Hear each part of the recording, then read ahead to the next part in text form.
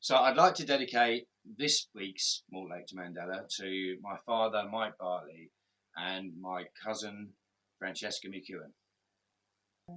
4th of August 1968 at 2 o'clock in the afternoon. And there is a puppet show going on. So the curtains open, and a ringmaster pops up and he shouts out, "Welcome to Silly Bart's Circus."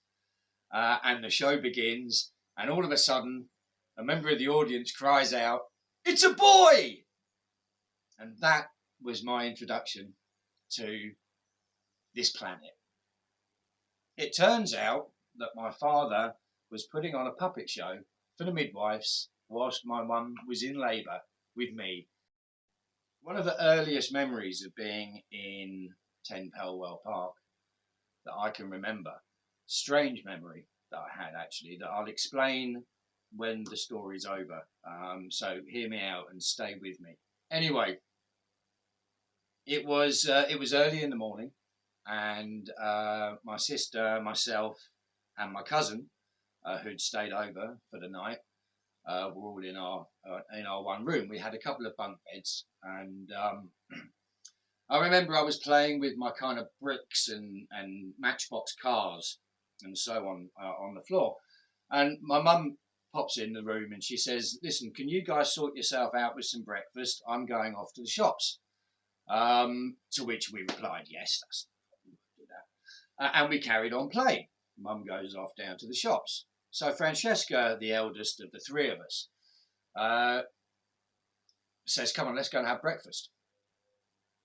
Now, as we go to open the door, we open the door, and there, standing at the door, now stay with me, okay, is a Dalek, and it is crying, "Exterminate, exterminate!" And we close that door as quick as we can, and we all go and sit on the bed, and we're thinking, "What do we do? What do we do? What do we do? This is terrible. What do we do? What do we do? What do we do?" And after a long time of wondering what to do and plucking up enough courage to see if it was still outside, we opened the door very carefully, and there was no Dalek out there. Dad's asleep in the room, and we go off and we have our breakfast, and everything's fine. Don't really think about it much more after that. However, I do remember telling this story a few times to my sister and my cousin and people around us, who all to start with would agree that this is what happened. And then around about probably the age of about 10, when I think I blurted the story out again, both people involved, my sister and my cousin, seemed to shoo it away. So that didn't happen. And I then just totally forgot about the whole incident and just put it down to a dream. Years later, when I'm writing Mortlake to Mandela, my sister says to me, she sends me a text, she says, "Tell the story about the Dalek." Now, I'm thinking to myself, hang on a minute, you poo-pooed this a long time ago, and I've never spoken about it since. Why are you bringing this up now?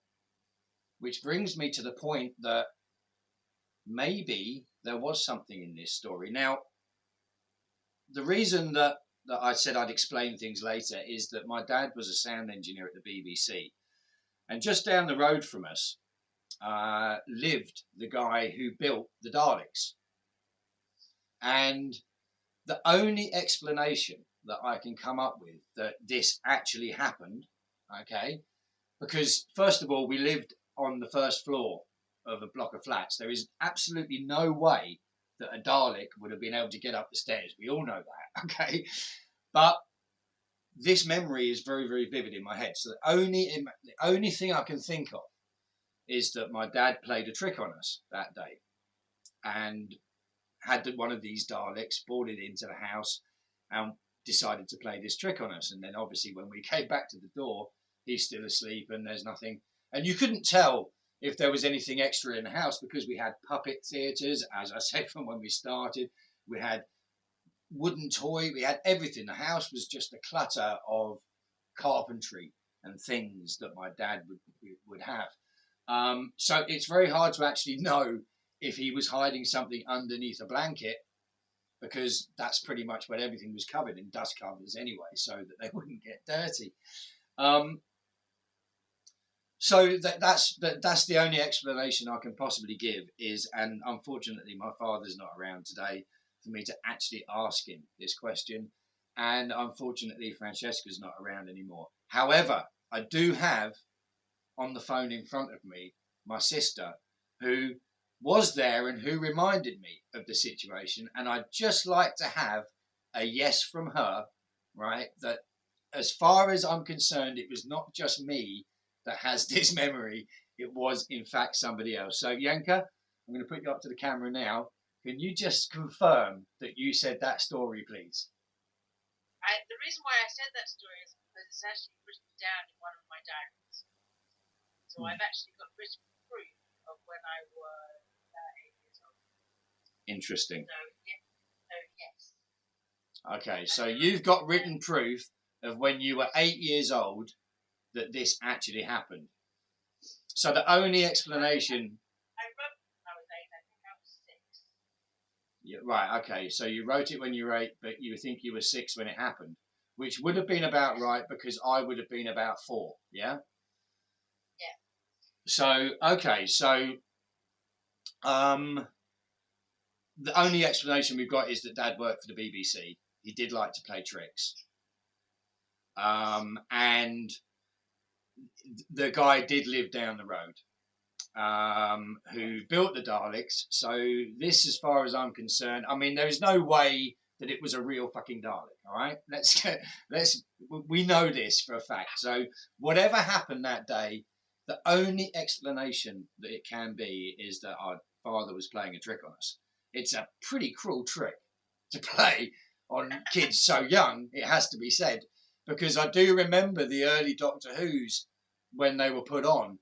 We were watching them on this little black and white TV, and I remember hiding behind the sofa on every episode because it actually scared the living daylights out of me. So I had to get this story out anyway. This is the earliest memory that I can remember of something bizarre that happened, including obviously being born into a puppet show.